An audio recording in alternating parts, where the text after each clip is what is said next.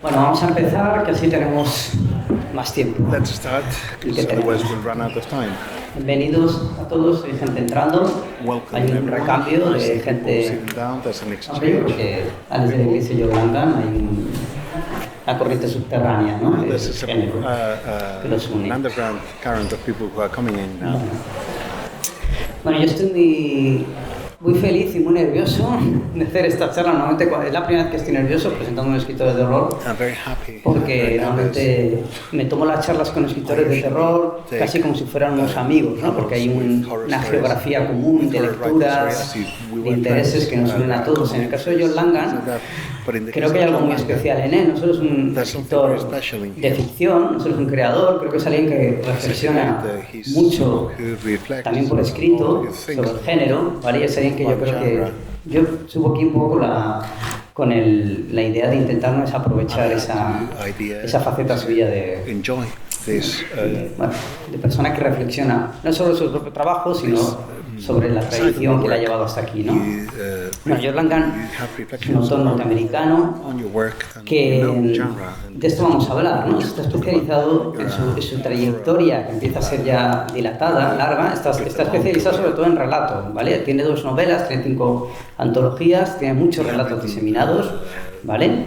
En diferentes volúmenes, diferentes revistas, publicaciones, y tiene 2 novelas. Lo que nos ha llegado a España es la segunda de las novelas, El pescador, y la última de las antologías, la quinta, que es Boca Cadáver. Llevo mucho tiempo intentando decir Boca Cadáver, Boca Cadáver y otras autobiografías, ¿vale? Vamos a hablar mucho de este último libro porque es una novedad. El pescador realmente es reciente, es un libro reciente también. Pero bueno, esto es una novedad, pero todo es un libro muy rico, y a mí creo que Langan, que pertenece a una generación de autores, vamos a decir, post-mitos, ¿vale? Que creo que realmente es la generación que se ha esforzado realmente por actualizar para el siglo XXI el horror cósmico, la tradición del horror cósmico y de lo gótico, que son las dos cosas de las que quiero hablar con John, de horror cósmico y de gótico, de ficción gótica, con gente como Paul Temple, que está aquí, Stephen Rajallón, Gemma Files, que está por aquí, Leg Barrow, a quien espero que podamos tener a no muy tardar, ¿vale? Catherine Kiernan, bueno, una serie de autores, ¿vale? Y yo quisiera empezar hablando de esta biografía, no sé cuántos de aquí lo habéis leído, ¿vale? Yo cuando empecé a leer he hecho esta biografía adrede, ¿vale? Cuando empecé a leer este libro, dejé para el final las explicaciones, digamos, que da John de cada uno de los relatos, de dónde surgen cada uno de los relatos, ¿no? No quise leer los relatos de continuo, y me llevó una sorpresa, porque esto es como cuando coges un disco y crees que el disco se ha grabado todas las canciones del profesor, y luego resulta que es una recopilación de canciones grabadas durante los últimos 5 años, ¿no? Me llevó una sorpresa porque yo realmente pensaba que era una antología hecha es profesor, no quise informarme más para llegar un poco virgen al libro, y resulta que no es una antología de profesor, son relatos publicados simplemente que recoge en un libro, ¿vale? Y yo quería empezar por ahí porque me llamó la atención la coherencia que mantiene este libro, tanto en temas de los cuales vamos a hablar, temas como la paternidad, el paso del tiempo, ¿vale? Y sobre todo la manera en que John se acerca a los géneros, al horror, una cierta fantasía oscura, ¿vale? Creo que realmente hay relatos que están publicados con una horquilla de 3-4 años y parecen escritos en el mismo año, ¿vale? Entonces me gustaría empezar por ahí. ¿Cómo se plantea esta biografía en el momento de este libro? ¿Cómo se plantea este libro, ¿vale? ¿Cuál es la selección y cuál fue su impresión cuando vio él los relatos configurados como un libro, ¿no? Porque realmente creo que forman un todo real. Because I think they create an actual whole.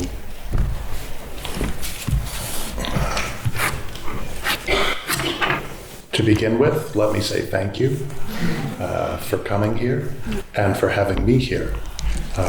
You are all delightful.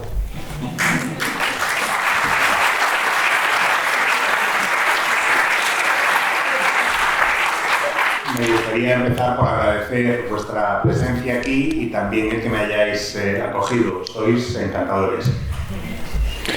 I apologize for not wearing black. Y también me disculpo por no ir vestido de negro. Next time I will. Para la próxima. when I was writing the stories that would become Corpse Mouth, that would become the anthology, I was also writing other stories that were my previous book, or that would become my previous book, which is called Children of the Fang, and Other Genealogies. And so there was a time in my writing life when I was reflecting both on where I came from in terms of my influences, and then also where I came from in terms of my own life and in terms of my own family. And so many of these stories, I think the two books, let me reframe that. I think that the two books almost might be read together, and that these they might be placed over on top of each other to see how they lock together. But when it came to these stories in particular, I thought that I wanted to collect them separately from the stories that dealt more with my literary influences. I felt that I was writing these stories that dealt more explicitly with my family and with my own life, and I'm gratified to hear that it seems coherent, because I hoped it would seem coherent. At the very end of the book, I wanted to include a new story, which I always like to do, and I realized that I had been writing a lot about my father, but not about my mother. And so the last story that I wrote was a very deliberate attempt to write about my mom and to write about our experiences together. And in the process, maybe to look back at some of the other things that I'd written to connect this story to those stories.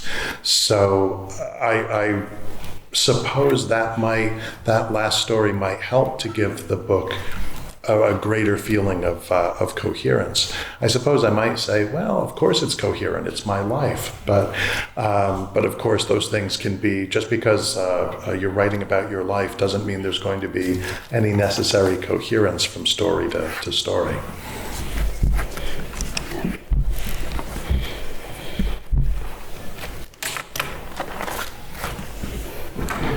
Pues lo cierto es que cuando fui escribiendo los relatos que acabarían por convertirse en Bocadáver, los iba escribiendo, como bien has dicho, Rubén, en un plazo de varios años.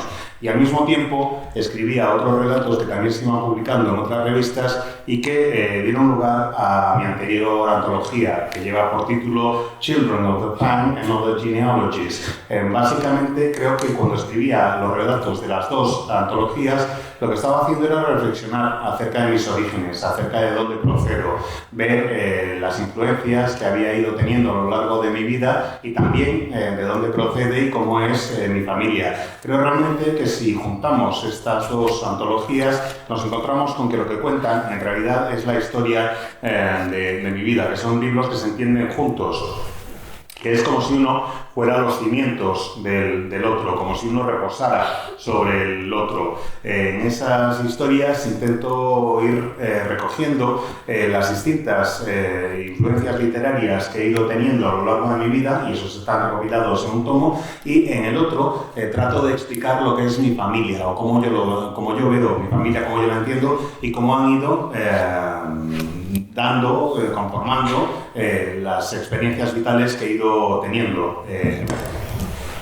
Me parece muy satisfactorio el que me digas que el resultado es coherente, porque eso es lo que perseguía. Empecé a plantearme la recopilación que es Bocadáver, con la historia que aparece al final del recopilatorio. Esa fue la que empezó a marcar el tono, porque me di cuenta de que a lo largo de mi vida había ido escribiendo muchísimo acerca de mi madre, pero muy poco acerca de mi padre, pero muy poco acerca de mi madre.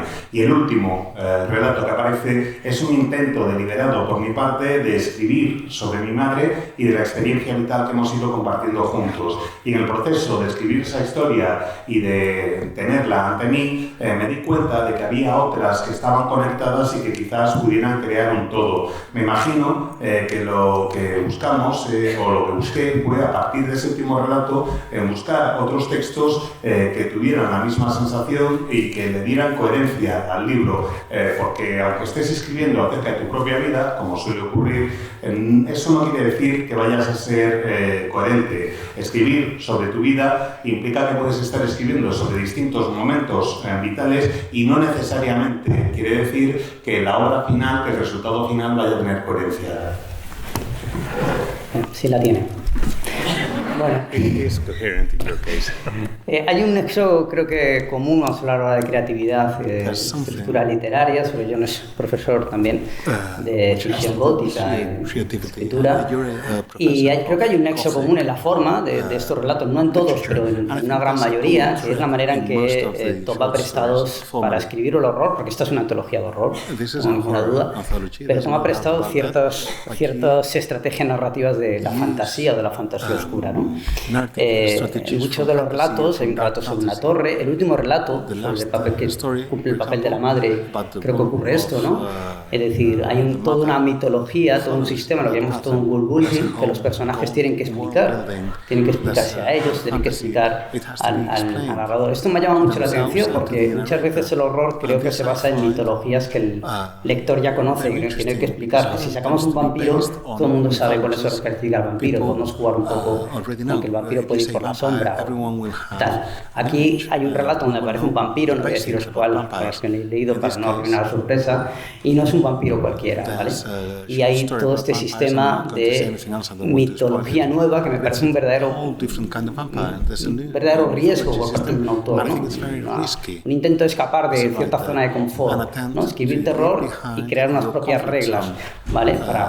Para cada relato, ¿no? No estamos hablando de una novela, cada relato tiene casi sus propias reglas, ¿no? Y me gustaría que nos hablas un poco de eso, ¿no? Porque creo que es algo también que viene del horror cósmico, ¿no? Como Lovecraft, Clark Gaston Smith y Machen y compañía jugaron un poco a esto, ¿no? A crear un mundo exterior que contamina el nuestro. An external world that pollutes or contaminates or permeates ours. When I began writing seriously, I was about 30, I decided, number one, that I was going to write horror because horror was what I loved, and that was what was at my heart. I also wanted to bring together the stuff of horror with the stuff of all the literature that I had been reading before that time. So the techniques, experimental techniques in terms of narrative structure, in terms of voice, and so on.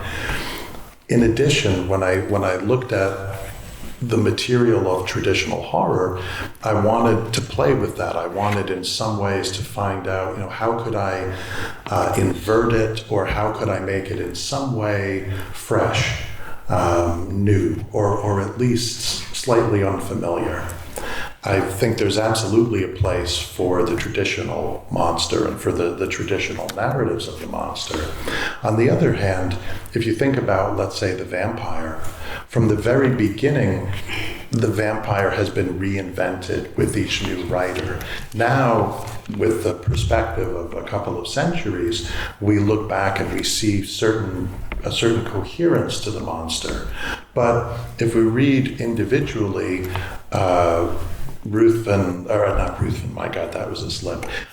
Polidori's The Vampire, and then we read Le Fanu's Camilla, and then we read Stoker's Dracula, and then we read Richard Matheson's I Am Legend, and Susie McKee Sharness's The Vampire Tapestry.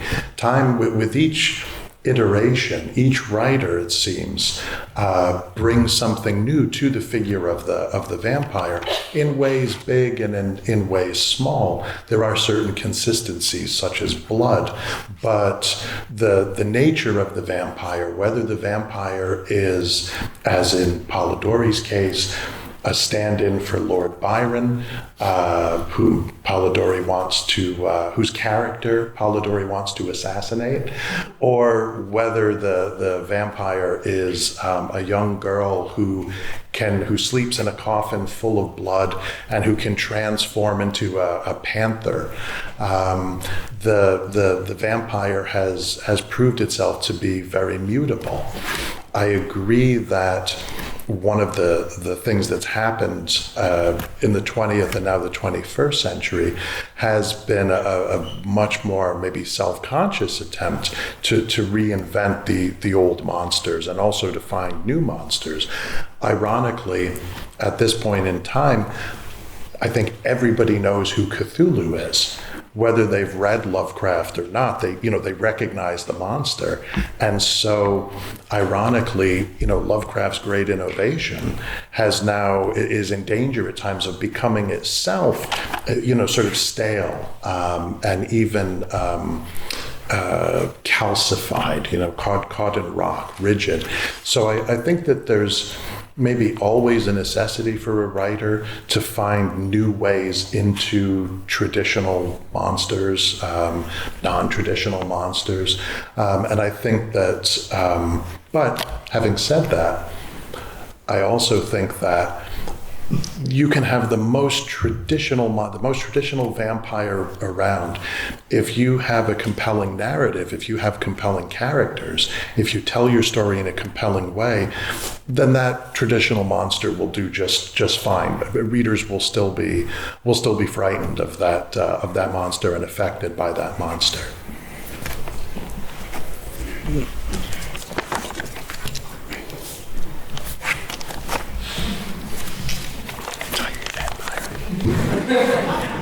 Yeah, we start talking about monsters and vampires and flies. Cuando decidí ponerme a escribir en serio y ganarme la vida como escritor, pues ya tenía unos 30 años más o menos. Y escribo terror porque es realmente lo que me gusta. Me dediqué al terror porque era la literatura que más había leído antes y que más me llamaba la atención. Y lo que quise al ponerme a escribir terror fue precisamente usar las técnicas, las estructuras experimentales que había ido adquiriendo, las voces que había ido desarrollando para aportarlas al terror tradicional, cambiando un poco la forma de ese terror tradicional y, digamos, revertirlo, o si no revertirlo, al menos aportar algo fresco, algo novedoso, algo que por lo menos fuera poco familiar para quien leyera mis textos. Quería abandonar los manierismos del terror tradicional. Al plantearme, por ejemplo, utilizar monstruos como un vampiro, lo que quería era más o menos reinventarlo, tratar de tener en cuenta una nueva perspectiva, algo que poder aportar al personaje. Normalmente los monstruos tradicionales son seres que han ido perdurando a lo largo de los siglos, que han ido mutando a lo largo de los siglos, conservando una serie de características comunes y que mantienen esa coherencia en la figura de ese ser, de ese monstruo. Si, como digo, nos fijamos en el vampiro, pues no es lo mismo el vampiro de Polidori que los vampiros de Sheridan Le Fanu, que el Drácula de Bram Stoker, que el Soy Leyenda de Richard Matheson, que la obra de Lucy McKee, Sharpness. Cada una de estas obras va dando distintas variantes, distintas aportaciones a la figura del vampiro. Es verdad que hay elementos que son comunes. La sangre está presente siempre, pero la naturaleza del vampiro cambia, incluso en ocasiones, aun manteniendo rasgos comunes. El vampiro de Polidori en realidad es un socias de Lord Byron al que Polidori se quiere cargar. Hay el caso de Camila,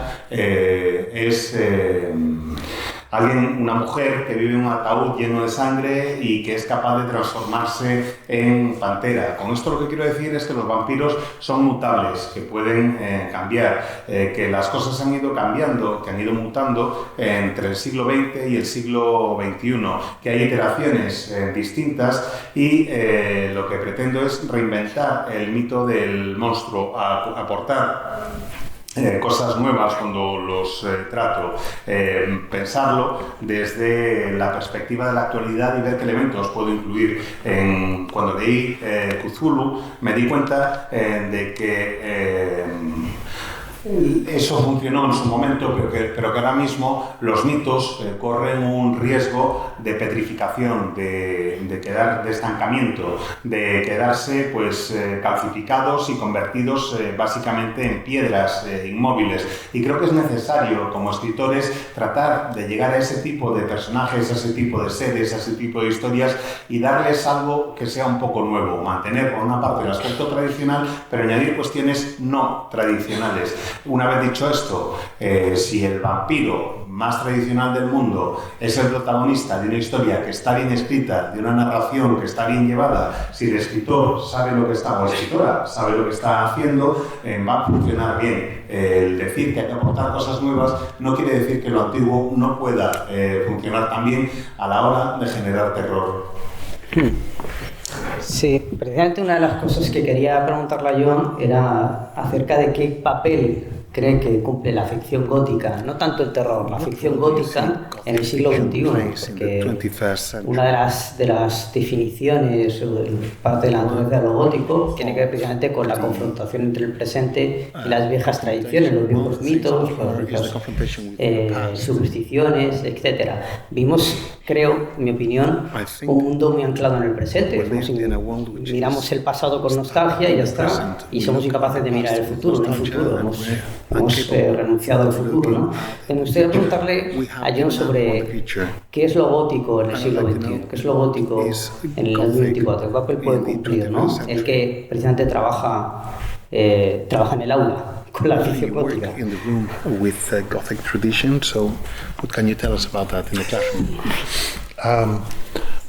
I think that's an excellent question. I think when I think about Gothic, I think about Faulkner saying the past isn't past. It lives on. I like to freak out my students when I discuss this by saying, and most of them are about 20 years old, so I like to say to them, about 20 years and 10 months ago, your dad looked at your mom and he got out the wine cooler and he turned on the radio, and now here you are. And of course, they're all to talk about a horror story. If I'm feeling cruel, I'll say, 45 years ago, your grandfather looked at your grandmother. But the point is that, genetically, right, physically, we are the past continuing on into the present.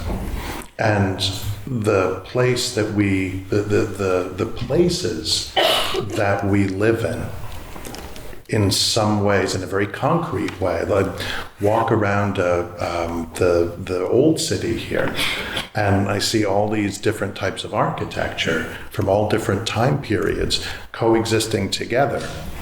So it's not just one past that's living into the present, but it's many pasts that are living into the present. And in the same way that the local architecture shapes the way that we walk, the routes that we can take, there's a way in which the sort of more maybe abstract structures of power, of money, of class, those things also shape the courses of our lives. So I think that Gothic, on the one hand, is very appropriate in that it shows us the way that the past reaches out into the present. What's interesting so often in the Gothic is that the past reaching out into the present is monstrous. Dracula does not have good wishes for you. You know, Dracula wants to consume you. And so I think it's absolutely true that when we think about, you know, sorts of metaphors or the metaphoric implications of Gothic and horror literature, they can often be, if you dig just beneath the surface of the tentacles and the fangs, they can be very, very appropriate. Lovecraft, the great old ones, these powerful beings who control our lives and don't care about us. In fact, if they could eat us, they would. I think that and I understand that, you know, one response to that would be to say, well, oh my God, you know, so you're just showing us how bad things are. Sure. But I think that being able to identify something in that regard is the first step to being able to come to terms with it and maybe do something about it. Maybe not. Maybe all you can do is acknowledge it's terrible. But I do think there's a certain integrity in being able to make that recognition.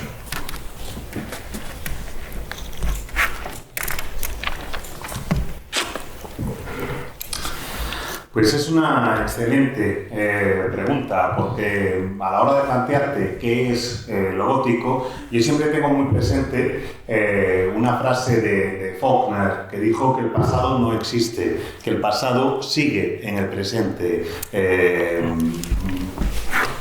Hace 20 años, doy clase, efectivamente, como decías, de literatura de terror gótico, y normalmente mis alumnos tienen en torno a 20 años, más o menos. Y yo suelo tratar de descolocarlos y descolocarlas un poco, y a veces en clase les digo, hará unos 20 años y 10 meses, más o menos, tu padre sacó un cacharro para poner la botella de vino a enfriar. Encendió la radio. Y aquí estás tú. Y si me siento especialmente cruel, les digo, hará unos 45 años más o menos, tu abuelo miró a tu abuela. Y normalmente se quedan, pues eso, descolocados. Lo que quiero decir con esto es que genéticamente, físicamente, somos vestigios del pasado que han llegado hasta el presente. Y lo mismo ocurre con los lugares que nos rodean, que tienen una vida que viene del pasado y llega hasta el presente.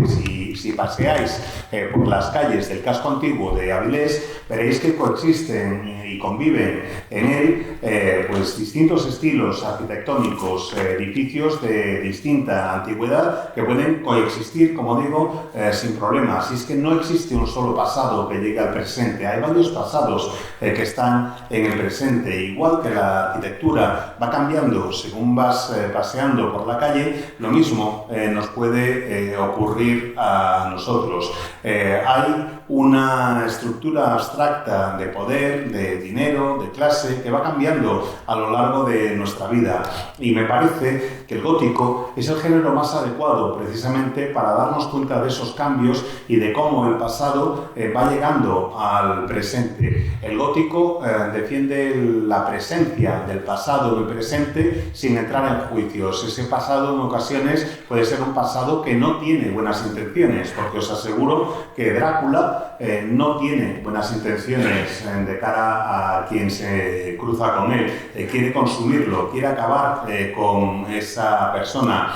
Y ahí nos encontramos con una metáfora que tiene toda una serie de implicaciones extraordinarias que están muy presentes en la literatura de terror y sobre todo en la literatura gótica. Yo trato de escarbar lo más profundamente que puedo para llegar al cogollo, al meollo de la cuestión. Me parece muy adecuado como metáfora pensar que los antiguos de Lovecraft son seres que pueden tener control sobre nuestra vida y que tienen importancia sobre ella, que vienen del pasado y nosotros no podemos hacer nada para tratar de dominarlos. Son seres que si pudieran comernos lo harían sin lugar a dudas. y hay que entender el valor de las cosas, darte cuenta de que nuestra identidad es mutable. Yo creo que ese es el primer paso para reconocer el camino que vamos transitando, para darnos cuenta de la integridad que existe desde el pasado hacia el presente, siendo quienes somos. Y ese reconocimiento para mí es básico.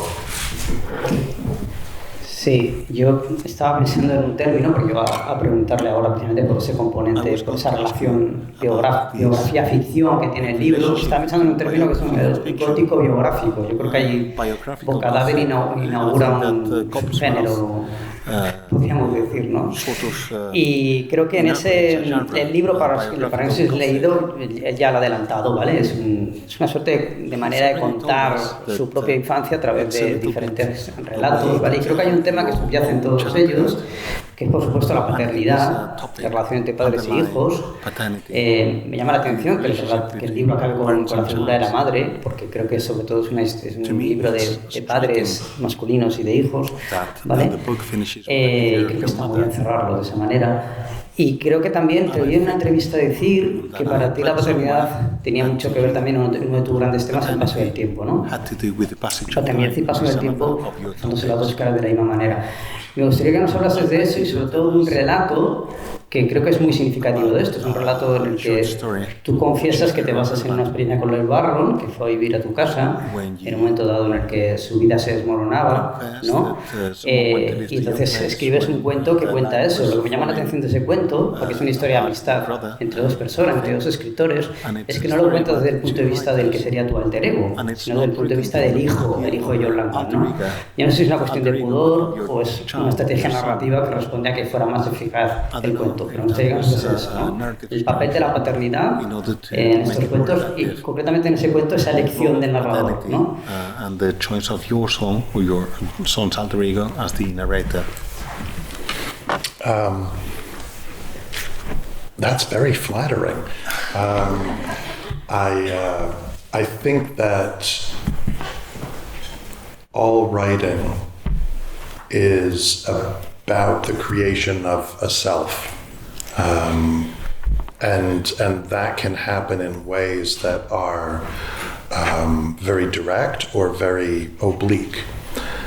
The story in particular, and also I would say, I think Paul Tremblay, I think some of his stuff, and this is because I know Paul, I know that his stuff is heavily autobiographical. But nonetheless, I am pleased to accept the honor of being the person to inaugurate this genre, and not Paul. The story Anchor, which is about the relationship between two writers over a lifetime, was inspired actually by Paul. So there we're back to Paul again, who, when my good friend Laird Barron came from the west coast of the United States, from Olympia, which is near Seattle in Washington. He drove across country to stay with my family and I because his life fell apart. His marriage ended. Everything just went to hell. So my wife, my sainted wife, said, invite Laird, tell him to just come stay with us. So he came with us and he brought his dog Athena with him, and he stayed with us for a few years. And he had already visited us before that, but this was a different order of relationship, you know, a different order of commitment. And my son became great friends with Laird and with Athena. She was a big pit bull, and he used to scratch her right above her tail, and she would make all sorts of happy noises. So in any event, at one point, Paul said to me, I think you should write a children's book, and it should be about a kid whose father's weird writer friend and his dog come to live with them. I think it'd be really kind of cute and so on. So I think in some ways I have to blame Paul for handing me that structure. And at the same time, I thought to myself, I don't know that I could pull this off as a children's story, as it were. I think I need a more adult kind of voice. At the same time, I had promised a friend of mine that I would write a story about a manticore.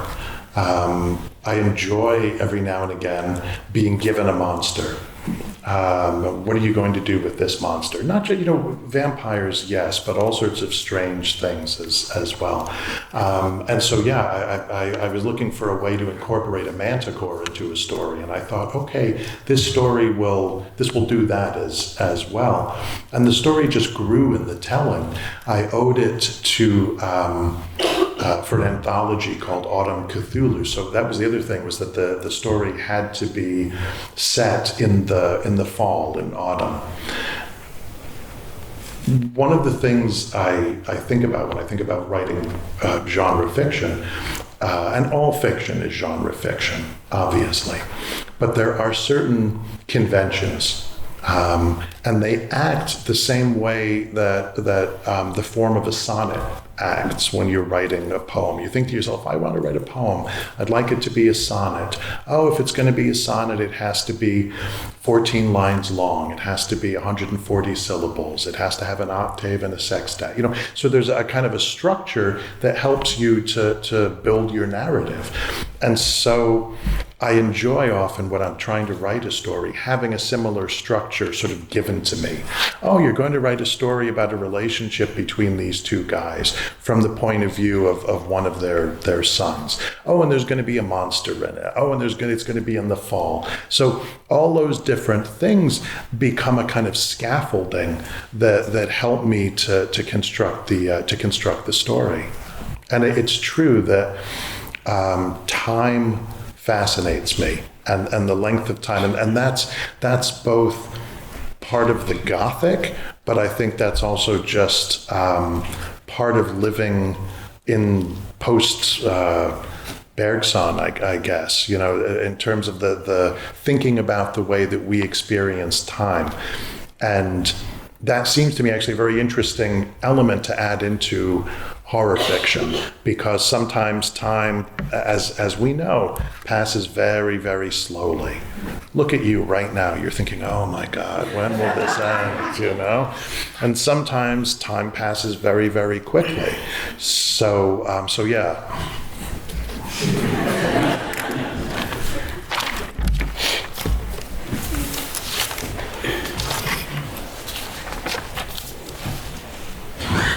Pues es muy halagador lo que has dicho, Rubén. Yo creo que a la hora de ponerte a escribir, pienso que cuando me pongo a dar vida a mis creaciones, lo hago hablando en parte de mí, a veces de una manera directa, y que todo escritor lo hace, de hecho, o de manera directa o de manera oblicua. Me parece, porque le conozco bien, que precisamente, por ejemplo, Paul Tremblay tiene una obra que es muy autobiográfica. Yo conozco su vida y sé que está basada su obra en pasajes de su vida. Pero bueno, que si tú me quieres atribuir a mí el mérito de ser el inaugurador del autobiográfico gótico, yo eso lo acepto encantado. Y de hecho, precisamente, y esto me lleva de vuelta a Paul, lo del relato acerca de la relación de dos escritores, pues se lo debo también a Paul.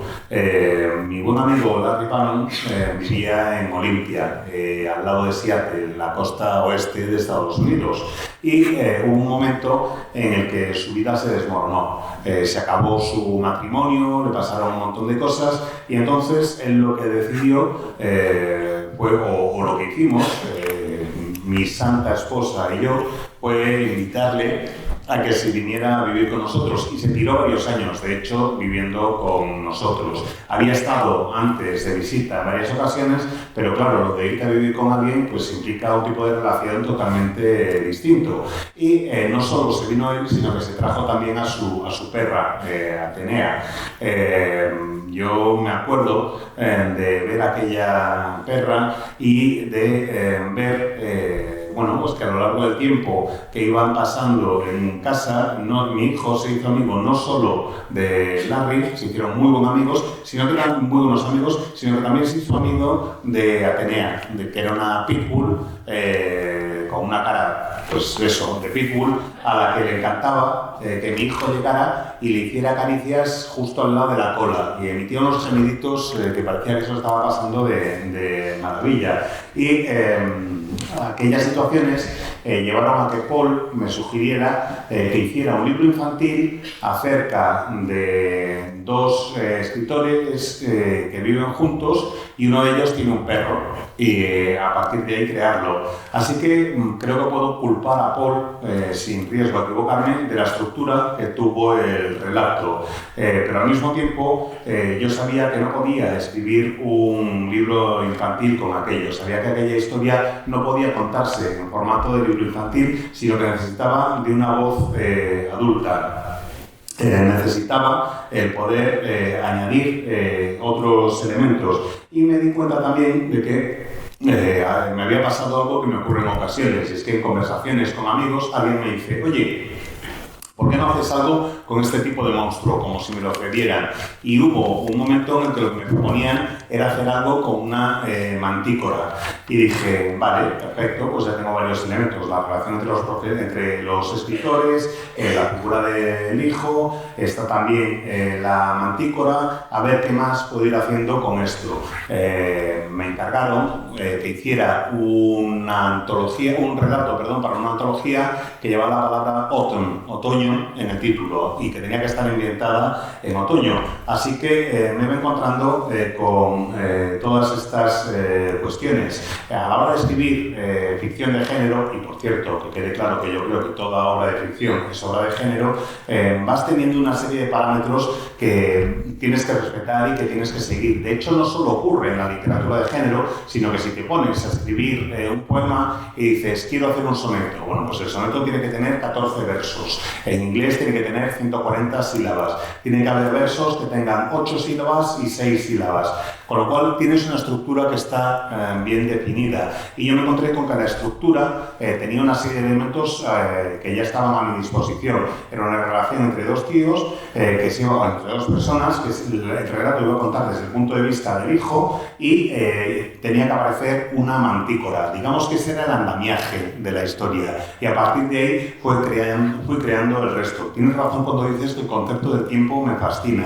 Me fascina también desde el punto de vista del relato gótico y del punto de vista vital. Creo que vivimos en una era post-Bergson y me interesa introducir estos elementos interesantes en la ficción. Quiero tratar de ver cómo influye el tiempo. A veces el tiempo parece que va rapidísimo y a veces parece que va lentísimo. Bueno, fijaos a vosotros, la cara que tenéis, que lleváis aquí una eternidad. Bueno, recuerdo el perro Atenea, recuerdo muy bien porque Leo Barron tiene el tatuaje I remember the dog because que hace gala de él, ¿no? Larry Barron has a tattoo of the dog and he shows it often. Bueno, se nos acaba el tiempo, pero yo no quisiera que John Langan se fuera de aquí sin hablarnos de un relato que a mí particularmente me ha emocionado mucho, que es el que yo llamo el cuento de Godzilla. ¿Vale?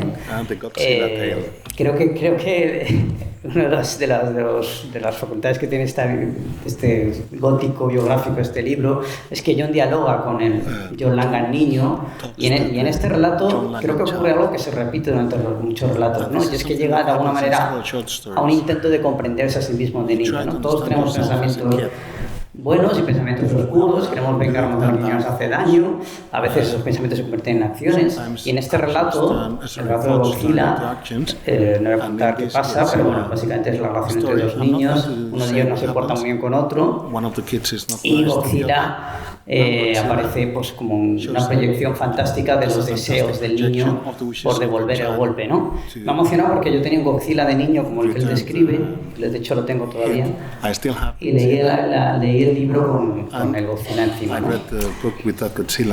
Entonces me gustaría que nos hablas un poco de esa relación con el Langan niño que aparece en ese relato.